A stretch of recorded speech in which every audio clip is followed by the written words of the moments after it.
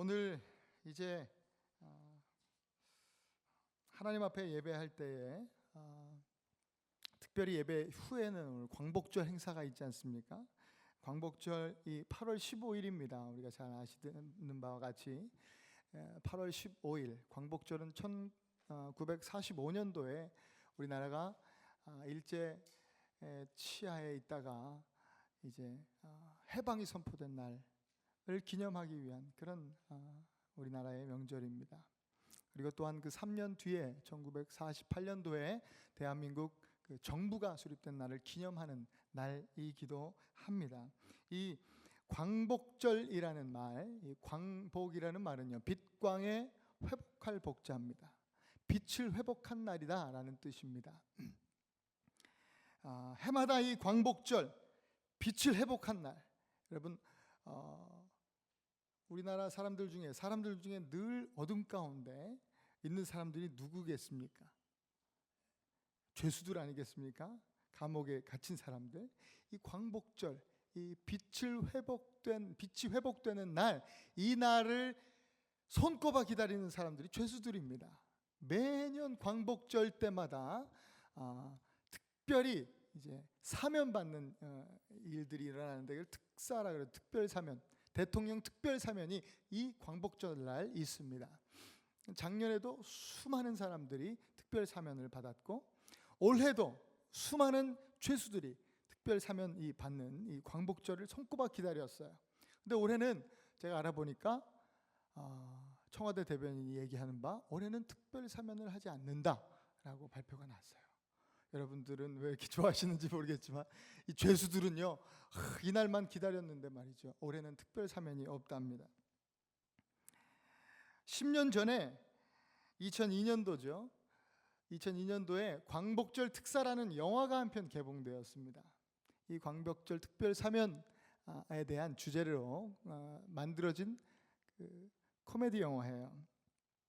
죄수들이 나오는 영화겠죠. 배우 설경구 씨가 나오는데 열심히 교도 생활하는 모범수로 나옵니다. 열심히 감옥소에서 교도 생활을 하는 모범수로 등장하는데 자기가 광복절 특사가 되어서 이제 빨리 나가서 자기의 애인이 있는데 송유나랑 이제 애인하고 행복한 재회를 해야 되겠다라는 마음으로 열심히 광복절 특사가 되기 위해서 모범수로 이제 있었던 죄인이에요.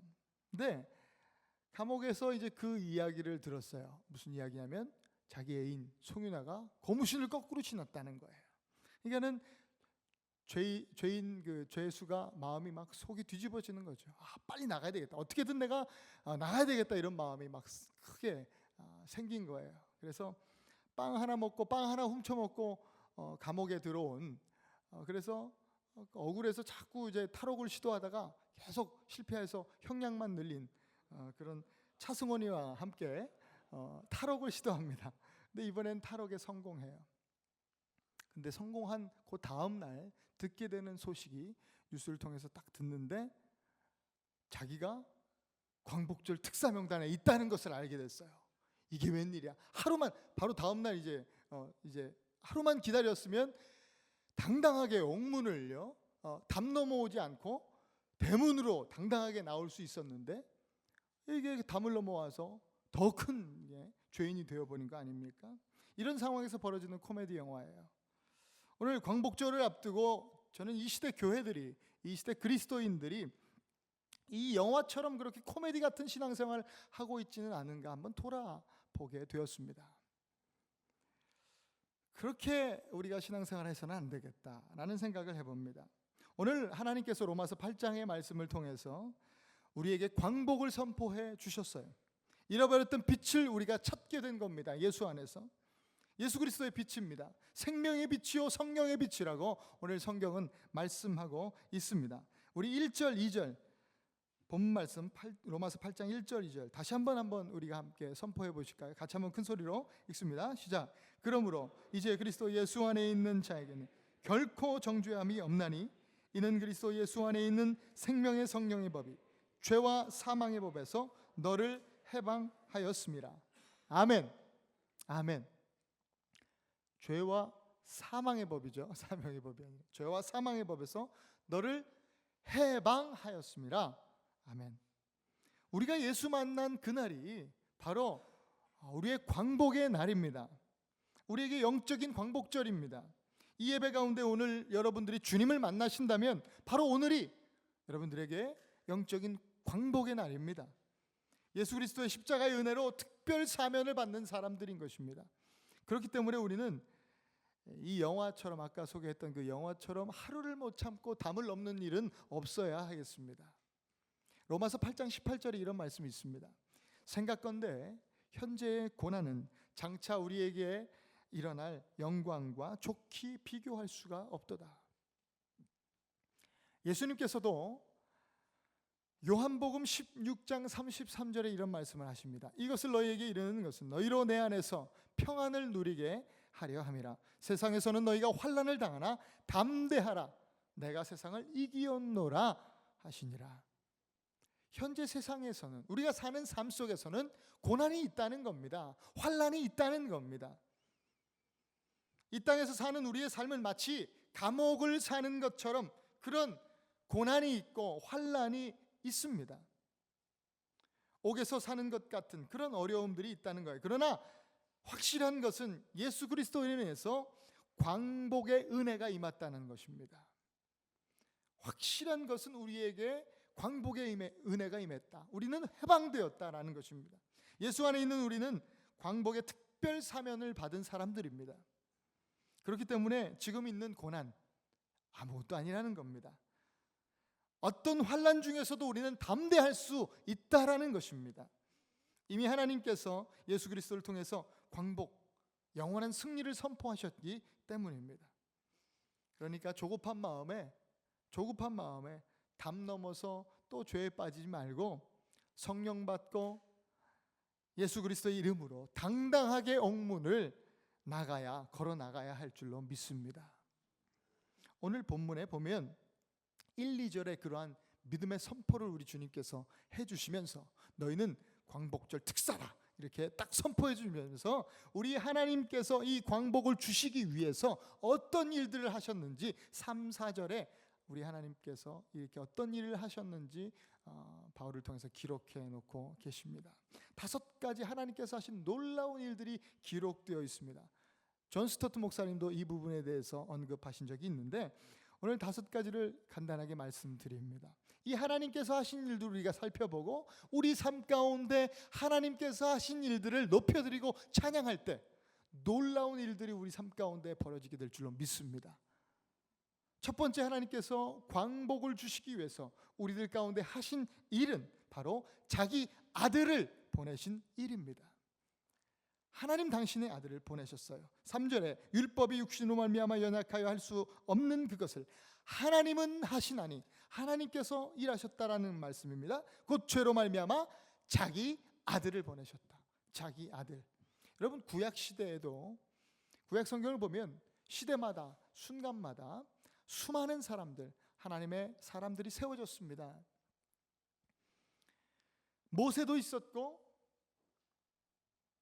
또 광야 시대를 지내서 이제 사사들이 세워지고 사사들도 있었습니다. 하나님께서 그런 사람들을 세우셨어요. 또 왕정 시대에는 왕들을 세우셨어요. 이스라엘 왕들을 세우셨어요. 그리고 예언자들을 세우시고 선지자를 세우셨어요. 그리고 그렇게 세우신 사람들을 통해서 죄에 대해서 말씀해 주셨어요. 지적해 주셨어요. 그러나 그뿐이에요. 죄에 대한 지적은 있었는데 구원은 없어요. 지적만으로 구원받을 수가 없어요. 죄에 대한 지적을 정죄라고 합니다. 정죄만 가지고 구원받을 수 없는 것입니다. 이제 하나님께서는 하나님의 사람들을 세우신다고 말씀하시지 않고 자기 아들을 보내시겠다고 얘기하십니다. 어떤 위대한 인물을 세우겠다고 말씀하시는 것이 아니라 내 아들을 내가 너에게 보내겠다. 바로 예수 그리스도입니다. 그것이 첫 번째, 저와 여러분들을 위해서 하나님께서 하신 일입니다. 두 번째는 하나님께서 우리에게 광복을 주시기 위해서 하신 일, 두 번째는 자기 아들을 인카네이션, 성육신 시키신 일입니다. 이것 또한 하나님께서 하신 일이에요. 본문 3절에 여러분 계속해서 보시면 자기 아들을 어떻게 보내셨냐? 죄 있는 육신의 모양으로 보내셨다. 성경은 이렇게 말씀합니다. 신이 신의 모습으로 어떤 그 신적인 위엄으로 오신 것이 아니에요. 완전한 인간의 모습으로 오셨다라고 말씀합니다. 그러나 이제까지 어떤 인간과는 다른 인간입니다. 죄가 없는 인간으로 오신 것입니다. 그러나 오늘 본문에 보면 조금 오해할 만한 그 번역으로 기록되어 있는데 죄 있는 육신의 모양으로 오셨다. 죄 있는 육신의 모양으로 오셨다. 이 말은요, 죄가 있어서 있는 모습으로 나셨다는 것이 아니라 이 말씀은 신이 어떤 그 육신의 모양, 어떤 가면 쓰고 오셨다. 신이 겉으로만 인간인 척하고 가면 쓰고 오셨다. 이런 이야기가 아니라 완전한 인성을 지닌 사람이 되셨다라는 말씀이에요. 이것이 기독교 복음입니다. 구원하시는 하나님이 저 먼 하늘에 계셔서 그냥 보좌에 앉으셔서 손만 까딱까딱하고 신적 행사만 하고 있는 하나님이 아니시라는 거예요. 죄인의 무리 가운데, 이 세상 가운데 친히 오셔서 죄인을 구원하시는 하나님이시라는 거예요. 그렇게 구원하시기 위해서 하나님이 인간이 되셨다라는 말씀입니다. 히브리서 2장 14절부터 15절 말씀, 자녀들은 혈육에 함께 속하였음에 그도 또한 예수 그리스도입니다. 예수 그리스도 또한 한 모양으로, 육신의 모양으로, 인간의 모양으로 혈육에 함께 속하시면 사망으로 말미암아 사망의 세력을 잡은 자 곧 마귀를 없이 하며 또 죽기를 무서워함으로 일생에 매어 종노릇하는 모든 자들을 놓아주려 하심이라. 할렐루야. 바로 이것이 성육신의 은혜입니다. 우리를 해방시키시기 위해서 하나님께서는 그 아들을 보내시고 성육신 인간이 되게 하셨다라는 것입니다. 세 번째, 우리 하나님께서 우리에게 광복을 주시기 위해서 하신 세 번째 일은 바로 예수 그리스도를 제물이 되게 하신 것입니다. 제물로 삼으신 것입니다. 성육신 시키셨을 뿐만 아니라 예수님을 제물로 삼으셨다. 특별히 속죄 제물과 화목 제물로 삼으셨다. 본문 3절에 죄로 말미암아, 죄로 인해서 그렇게 하셨다고 하나님은 말씀하고 계십니다. 레위기 6장 25절에 이런 말씀이 있습니다. 속죄제 제물은 지극히 거룩하니, 여러분 제물은요 흠이 없어야 합니다. 언제나 그랬습니다. 흠 없는 제물을 받으시지 않습니다. 흠 없는 것으로 하나님 앞에 드려야 합니다. 특별히 속죄 제물, 우리의 죄를 씻기 위해서 하나님 앞에 예배를 드릴 때, 제사를 드릴 때는 특별히 지극히 거룩한 것으로 하나님 앞에 드려라. 이것이 주님의 말씀이었어요. 그렇기 때문에 흠이 없으신, 죄가 없으신 예수님이 제물이 되실 수밖에 없으셨던 거예요. 그 어느 누구도 이것을 대신할 수 없었습니다. 그래서 하나님께서 예수님, 흠이 없으신 지극히 거룩하신 그 예수님을 제물 삼으신 거예요. 화목제물로, 속죄제물로 삼으신 겁니다. 로마서 3장 25절에 이 예수를 하나님이 그의 피로써, 그의 믿음으로 말미암은 화목제물로 세우셨으니, 요한일서 2장 2절에도 그는 우리 죄를 위한 화목제물이니 우리만 위할 뿐 아니요 온 세상의 죄를 위하심이라. 또한 요한일서 4장 10절에도 사랑은 여기 있으니 우리가 하나님을 사랑한 것이 아니요 하나님이 우리를 사랑하사 우리 죄를 속하기 위하여 화목제물로 그 아들을 보내셨음이라. 아멘. 하나님께서 아들을 인간으로 보내시고 제물 삼으셨습니다. 우리에게 빛을 회복해 하시기 위해, 우리에게 광복을 주시기 위해 하나님께서 그 일을 행하시는 것입니다. 네 번째로 하나님께서 우리에게 광복을 주시기 위해서 하신 일은 지극히 거룩한 제물이 되신 예수님을요 십자가 지게 하신 일입니다. 제물이 되게 하시고 그 제물을 받으시는 통로로 십자가를 선택하신 거예요. 3절에 육신의 죄를 정하사라는 말이요, 이 말이 제물이 되신 예수님의 육신을 통해서 죄를 심판하셨다라고 하는 말씀이에요. 육신을, 예수님의 그 지극히 거룩한 흠이 없는 육신을 통해서 죄를 심판하셨다라는 의미, 바로 십자가를 말씀하고 있는 거예요. 하나님께서 우리를 죄에서 해방시키시기 위해서 조금도 주저함이 없이, 조금도 망설이심이 없이 무죄하신 그 아들에게 우리의 죄를 전가시키셨어요. 그리고 그 죄를 무죄한 그 인성 안에서 심판하셨어요. 율법은 죄를 정죄합니다. 아까 말씀드렸지만 율법은 죄를 정죄합니다. 율법은 거기까지입니다.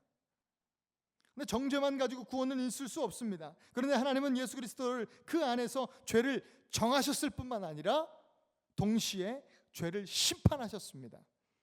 이것이 십자가입니다. 그래서 율법 안에 있는 사람들은 정죄함을 받지만 성령 안에, 예수 안에 있는 사람들은 정죄함이 없는 것입니다. 할렐루야. 오늘 저와 여러분은 예수 안에 있는 줄 믿습니다.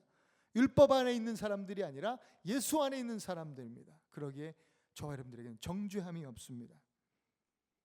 심판을 받아야 할 정죄는 우리 예수님께서 완전하게 지셨기 때문입니다. 이것이 예수 그리스도의 십자가의 은혜입니다. 십자가로 이루신 하나님의 구원은 완전하신 구원입니다. 부분적이지 않습니다. 제한적이지 않습니다. 완전합니다. 여러분 의심하지 않으셔도 됩니다. 누군가 구원을 정말 구원받으셨어요? 진짜예요? 진짜요? 두 번, 세 번 물어보면 아닌가? 안 받았나? 의심하지 않으셔도 됩니다. 하나님의 구원은 완전합니다. 완전한 구원의 십자가임을 믿으실 수 있기 바랍니다. 마지막으로 하나님께서 이루신, 우리에게 광복을 주시기 위해서, 해방 주시기 위해서 우리에게 이루신, 하나님께서 하신 일은 바로 우리 삶의 성화를 이루신 일입니다. 4절입니다. 육신을 따르지 않고 그 영을 따라 행하는 우리에게 율법의 요구가 이루어지게 하려 하심이니라.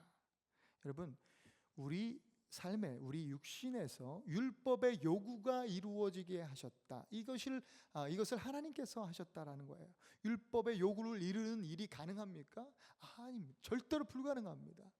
600가지가 넘는 이 율법을 우리 육신을 통해서 이루는 일은 불가능합니다. 아무도 그 일을 이룬 사람은 없습니다. 어떻게 그 일이 가능합니까?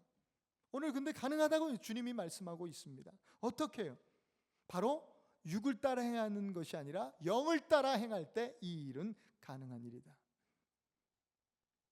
예수 그리스도의 영, 성령입니다. 하나님은 성령 안에서 그 율법의 요구를 이루셨습니다. 예수 그리스도의 십자가 은혜 안에서 해방된 백성은요, 율법과 상관없는 사람이 되는 것이 아니에요. 우리가 예수 믿고 율법은 그럼 상관없다, 율법대로 사는 거 아니다 라고 율법을 무시하는 그런 사람이 되는 것이 아닙니다. 오히려 우리는 예수 안에서 더욱 온전하게 율법을 이루는 사람으로 세워지게 되는 것입니다. 할렐루야. 그것이 바로 성령의 은혜요, 십자가 은혜요, 우리를 성화시키는 하나님의 역사인 것입니다. 성령 안에서 율법을 더욱 온전하게 이루는 삶을 살아가게 되는 것, 이것이 바로 sanctification, 성화라는 것입니다. 성화는요, 거룩해지는 거예요. 쉽게 말하면 점점 더 예수님을 닮아가는 거, 이게 성화입니다. 십자가 희생과 사랑의 정신으로 매일매일 우리의 삶의 순간순간마다 예수님이라면 어떻게 하셨을까 고민하면서 사는 삶, 이것이 바로 성화의 삶입니다. 복음을 배우고 만나는 수준에서 끝나는 것이 아니라 실제로 내가 복음을 사는 삶의 자리로 나아가는 것, 그것이 성화입니다. 이 성화의 주체는, 중요한 것이 내가 아니라는 겁니다. 내가 열심히 노력해서 애써서 종교적이고 도덕적이고 윤리적인 어떤 힘쓰므로, 애씀으로 인해서 내가 성화되고 점점 거룩해지는 것이 아니라 하나님께서 주신 능력 안에서, 그 힘 안에서, 성령의 은혜 안에서 성화를 이루어 나간다라고 하는 것입니다. 결국 성화의 주체는 하나님께 있음을 믿습니다. 본문 말씀도 육신을 따르지 않고 영을 따라 행할 때 하나님께서 이루신다라고 하는 말씀이에요. 육신은 율법을 무력하게 만들고 우리 육신은 스스로 종교적이고 어떤 형식적인 틀 안에 우리를 가두어 버립니다. 그러나 성령은 우리가 율법에 순종할 수 있도록 우리에게 끊임없이 능력을 주시는 분이십니다. 그렇기 때문에 육을 쫓아 살면 우리가 절대로 율법의 요구를 이룰 수 없지만 영을 쫓아 살면 우리가 율법의 요구를 이루는 삶을 살 것이다 라고 하는 말씀이 오늘 기록되어 있는 것입니다. 따라서 우리는 오늘도 성령의 충만함을 구해야 될 줄 믿습니다.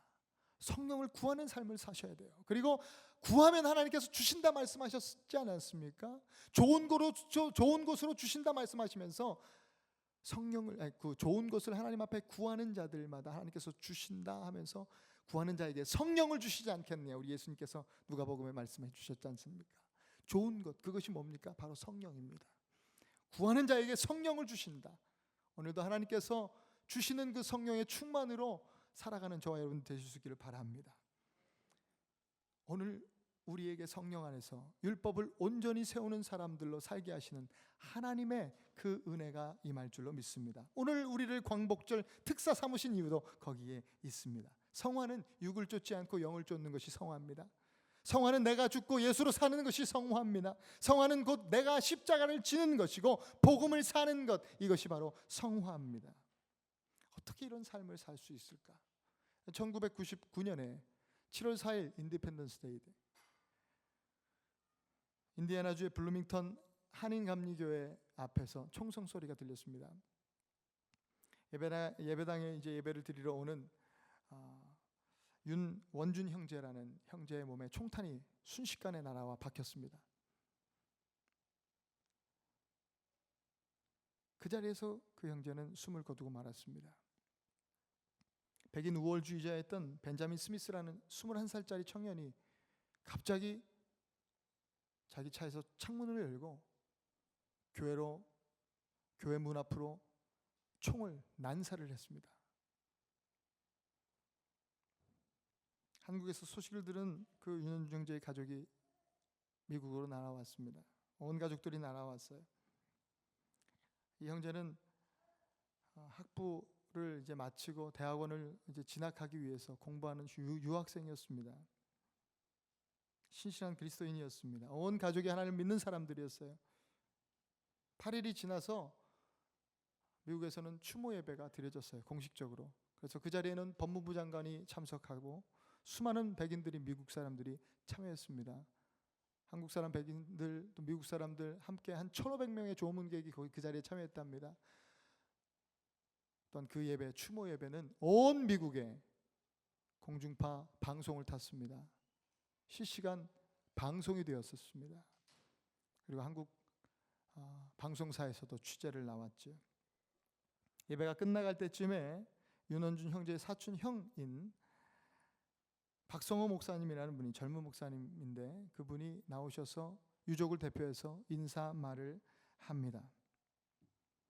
그 인사말을 끝냈을 때 거기 있던 법무부 장관을 포함해서 1,500명의 조문객, 또한 방송을 보는 수많은 미국 사람들이 눈물을 흘렸습니다.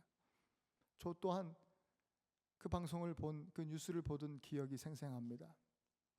그 얘기를 듣고 저 또한 눈물을 흘리면서 하나님 앞에 다시 한번 나아가는 그런 시간들을 가졌었던 기억이 있습니다. 그 목사님의 고백은 이렇습니다. 인사는 이랬습니다. 우리는 지금 그의 목소리를 듣습니다. 분명하고도 큰 소리로 말하는 그의 목소리를 듣습니다. 예수 그리스도의 이름으로 나는 벤자민 스미스를 용서하며 미국을 용서하겠다는 그의 목소리를 듣습니다. 따라서 저는 오늘 우리 가족을 대표해서 내 사촌 동생을, 내 동생 원준을 죽인 벤자민 스미스를 예수 그리스도의 이름으로 용서합니다. 아울러 내 형제의 꿈을 빼앗아가고 그의 피를 흘리게 한 이 미국을 예수 그리스도의 이름으로 용서합니다. 예수님은 우리를 용서하시기 위해서, 구원하시기 위해서 이 땅에 오셨습니다. 우리 가족은 예수 그리스도를 믿는 사람입니다. 따라서 우리 가족은 오늘 예수 그리스도의 이름으로 벤자민 스미스와 미국을 용서합니다 라고 인사말을 마쳤을 때 수많은 사람들이 예수님의 그 용서와 사랑 앞에 나오는 일들이, 놀라운 일들이 있었습니다. 어떻게 이런 용서와 사랑이 가능할까? 여러분, 남의 이야기는 쉽게 들립니다. 그러나 실제로 내가 당한 일이라고 한다면 이거 쉽지 않습니다. 사랑할 수 있을 때 사랑하는 거, 사랑할 만한 사람 사랑하는 거, 이거 누구나 할 수 있는 일이라 예수님은 말씀하시죠.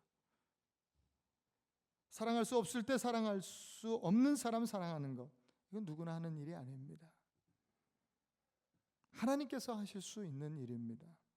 영을 쫓아 사는 사람들이 하는 일입니다. 복음을 사는 사람에게 주시는 하나님의 능력인 것입니다. 이 능력으로 오늘을 사는 삶이 바로 성화입니다. 이것을 이루시는 분이 바로 하나님이십니다.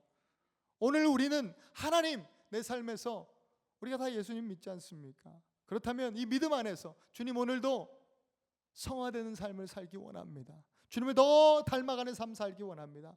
복음을 사는 삶, 십자가를 살아내는 삶으로 내가 살아가기 원합니다. 성령의 능력을 내게 부어 주옵소서.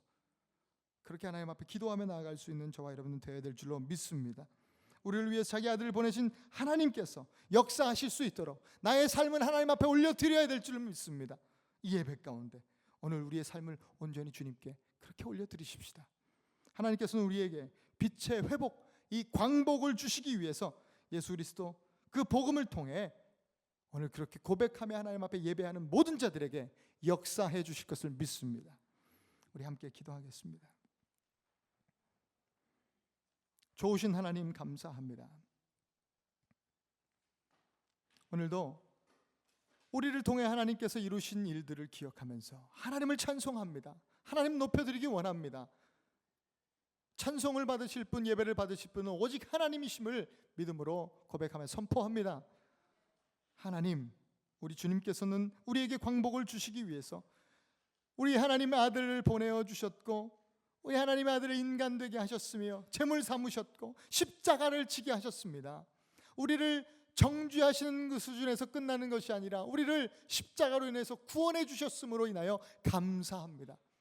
하나님, 우리 하나님의 역사는 거기서 끝나는 것이 아니라 오늘 십자가를 믿는 믿음 안에서 오늘 예수님의 제자들로 하여금, 주님의 자녀들로 하여금 십자가의 삶을 살게 하시는 자리로 나아가게 하시는 하나님의 능력이 우리 가운데 있음을 믿습니다. 그것이 하나님께서 우리에게 광복을 주시는 하나님의 놀라운 역사입니다. 그렇기 때문에 오늘 이 시간 주님 앞에 우리의 삶을 온전히 맡겨드립니다. 내어드립니다. 우리의 연약함 주님 앞에 온전히 내어드립니다. 우리 가진 것, 모든 것 하나님 것임을 알고 주님 앞에 올려드립니다.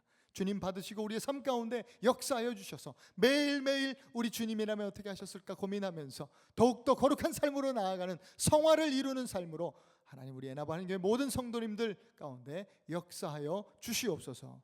감사하며 예수님 존귀하신 이름으로 기도합니다. 아멘.